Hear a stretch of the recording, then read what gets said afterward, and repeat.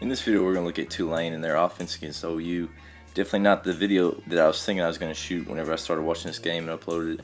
But Tulane did some really good stuff offensively.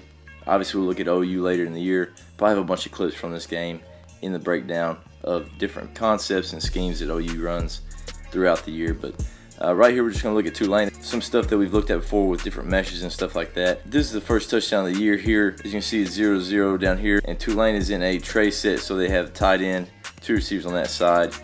Down there towards the red zone goal line, I think that's man-to-man. They bring a guy in motion right there, fake the jet sweep to him. There he is going across. You can see all these guys are bumping, they're communicating, doing all that stuff. Now they're wheeling the back, and they're basically running mesh here underneath. So he's going to the pyramid right there. He's coming across, and then you have this guy coming right there. And as you see, this linebacker's on the running back here. So with all this window dressing, you got the fly motion. You got him coming across on the mesh. You got him going there. Tight end going to the pyramid right there. That wheel gets lost. As you can see, that linebacker, his eyes are right there looking at the jet sweep motion. All that stuff. Now he's trying to work underneath all this, getting a little bit of trash, getting rubbed. Nice, easy throw and catch right there. Nobody even in that third of the field to guard that guy. Walks in for the score to start the game there for Tulane. Really interesting call there towards the goal line against that man-to-man. Again, you can see there's that linebacker getting a lot of trash right there. Obviously, jet sweep, his eyes gonna get lost right there. Back free releases, playing fast, nice easy throw and catch. Nobody even close to him. Great way to start the season there for Tulane. Get on the board first against OU. Here's another well thought out play here from Tulane early in the game. They're an unbalanced set, so they have tight end. They have the fullback over here. He's on the line. They bring this receiver in motion right here. As he comes in motion, you can see they snap it, faking that jet sweep, and he's going to the flats. Here, this fullback, he ends up wheeling down the sideline. You've got a post right there. They fake the run back that direction to try to hold these linebackers. So they fake the jet sweep. They fake the run back that direction, turn their back to the defense. And you can see the protection right here. They end up protecting with 6 guys with a couple fakes to keep those linebackers wide.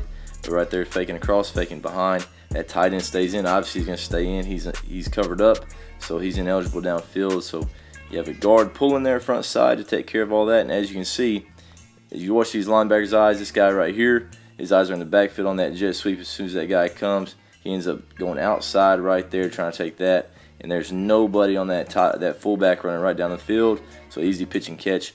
Almost gets the sack lane, set him up for another score. But look at it one more time. Obviously, linebacker, safety, whenever they rolled here to that unbalanced set and all that motion, nobody got into that deep third or realized that they needed to man that guy up. He slipped it, went vertical. Again, great concept there by Tulane and good execution. Thought this play here was pretty interesting. Concept that we've looked at before from LSU a few years back, but it's just the levels concept. You got a smash over here to this side. You got an under, you got a dig, and then you got a square in over there late. It was interesting right here just how they kind of got to it. So as you see it, we'll play the 5-man pro, free release to the back. That guy's running that direction, so that opens up the middle of the field for them. They do a great job of sorting that out and seeing that linebacker pop right there and able to pick it up. But as that's being played, right here the inside receiver just runs. He's going to run that under, but as you watch him right here, once he gets close to the middle of the field, you see he puts on the brakes right there. That safety's coming down the plane, puts on the brakes, and then he goes almost like a jerk route right there on that under. You don't want to get there too fast and stack on top of that and you lose all the spacing right there. So right there he stutters and he goes. So right there, not being a robot, opening that space a little bit more for him, getting that safety to hesitate right there, and then a good ball right there, letting him run and get that first down. But we'll run it back and see exactly how everything else takes place. You see the guy that's the tip of the bunch, he just widens out because right here he's not in a good spot to run that square in. So he has to widen out to try to open up all that space. And the outside guy in that bunch comes in. Now he's running the dig. So I just thought that was kind of an interesting way to run that concept, that levels concept. A little stutter right there to beat that safety that's rolling down. And also just having to widen right there. And then getting your outside receiver to slide into that next window right there for that dig. And you can see there's a dig window there. There's space right there. Obviously, if this guy would have been pretty tight right there, there's the progression to there.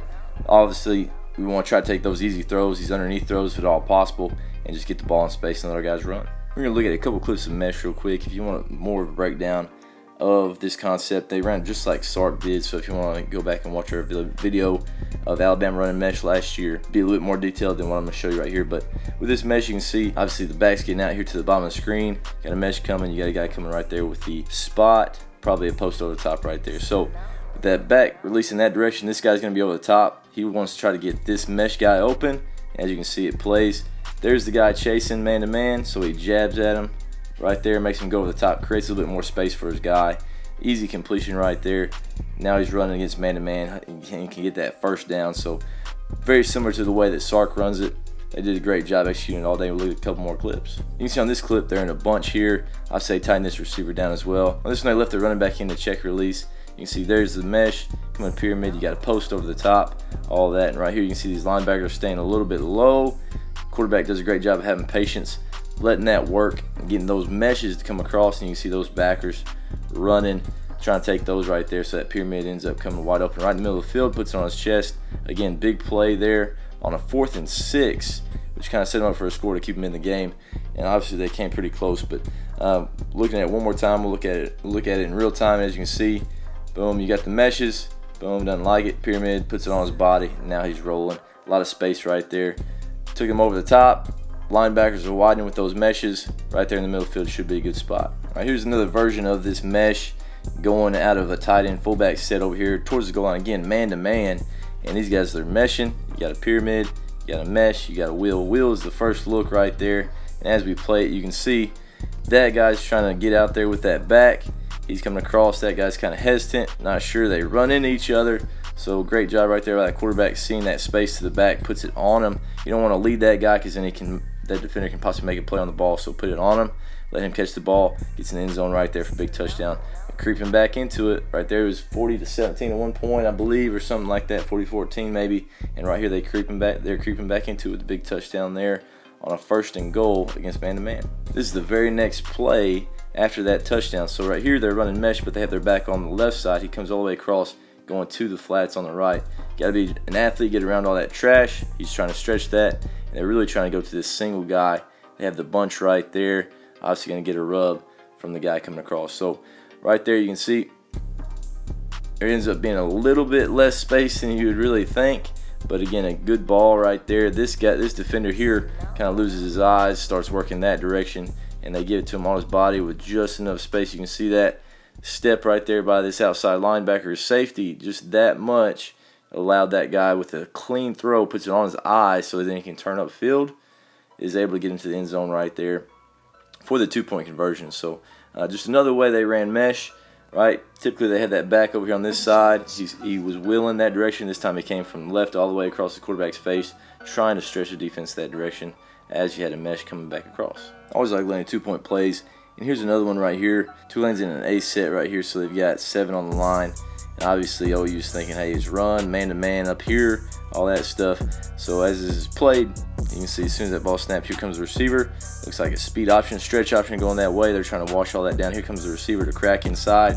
Should take 2 for 1. That corner is man-to-man, so right there you're going to be able to block and hopefully get him in there. If you watch this tight end works, he does a great job of selling that, and then he spins back out, giving the option to throw the ball right here. So speed option left. Speed option left. He comes right in the middle. Nice easy toss there by the quarterback. There's the tight end releasing. He's just coming in. He's blocking right there, setting the edge. The man that would have been manned up on the tight end. They do a good job switching that off with the corner. But right there, if the corner switches that off, there's nobody left to set the edge. So obviously the reverse just walks into the end zone right there for a 2-point conversion. Another 2-point conversion here from Tulane. Pretty much everybody's favorite 2-point conversion play. So they're bringing a guy across. They're running their snag here. He's going to run to the pylon. They're going to sprint out right there from under center. Going 1, 2, 3, possibly getting that corner, all that stuff. But as this is played, you can see not nearly what they drew up. Quarterback gets stepped on. He eats it. He pretty much scorpions right there. He looks like he just is so devastated. He's dead. And of course the guy comes up and shoves him right in the back, which is exactly what you want to do. Obviously, trying to get those stats up. Hey, the dude fell down, but touched the guy. Sack, baby. Sack lunch. But anyway, as you can see, what they were trying to do, they're trying to get that snag. Everybody runs this concept down towards the goal line. And you can see they do a pretty good job at OU. They undercut that out. You got that corner, which might win right there based off that body language. And that snag should be working out. But obviously OU did a great job getting numbers to it. And right here, as you can see, quarterback gets stepped on. And the reason why he gets stepped on, obviously in practice, this guy was probably not getting bull rushed by somebody from OU right there. He does a great job with the get off. Gets about a yard of penetration. And that yard of penetration makes him step back underneath himself, catches that quarterback's foot. So great job there by that D tackle, just being aggressive, getting upfield and causing a little bit of penetration. Quarterback right there, obviously devastated, thought he was about to throw an extra point right there, and ends up just laying on the ground, struggling. He's pushing the back. Love it right there. Tell you who doesn't love it though. This guy right here in the background. He's upset. He doesn't like it. He's got that chew in, but he still doesn't like it. Probably about to spit it. That mullet's flowing, but you can see that anger in his face right there. Doesn't like it. Willie Fritz either. He's upset, but the biggest thing right there, big stop there for OU on a 2-point conversion.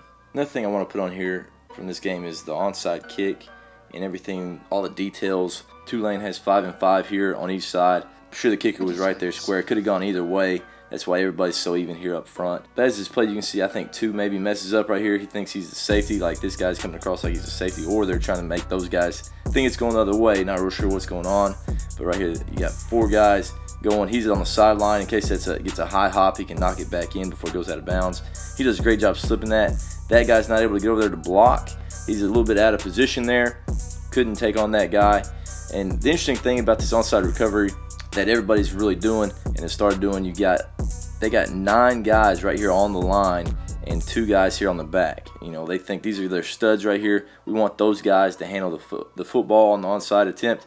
Once that ball is kicked, they're going to go block, and they're going to open that up so that guy knows that he's the one that's going to go get the ball. So right here, Tulane also does a great job of just rolling this thing. He avoids right there and is able to get in there close to the football. Not clean right there. It's a tough hop. It's not one of those easy bounces that you can get a Sunday hop, just like if you're playing baseball. Right there's an in-between hop. He hit it off his knee, and then a great job by Tulane fighting for the football, getting bodies to it, and got it right there. Again, only down 5 here, so that really opened them up with a chance to win the game. Obviously, OU has a great stop right there to finish the game. But I just think that's one interesting thing. You can see there's 9 guys up front. You got 2 guys behind right there that are your studs, and you're expecting those guys to make the play. There's nobody deep here at all for OU. So if they kick it deep, I guess they just run to it, lay on it, and hold on to the football. Obviously, if they kick it deep, those guys they're going to block. They're just going to go and block those guys, so they should hold those guys up just enough so these guys can get to the football and just get it and get down with 2:18 left in the game. But it's just one of those interesting things that people have kind of changed up with the onside. Typically, it had been 5 and 5 with 1 guy deep, but there have been a lot of changes there for the onside, obviously with the rules being a little bit different as well. But good play there by Tulane, finding a way to get on the football and gave themselves a chance to win the football game.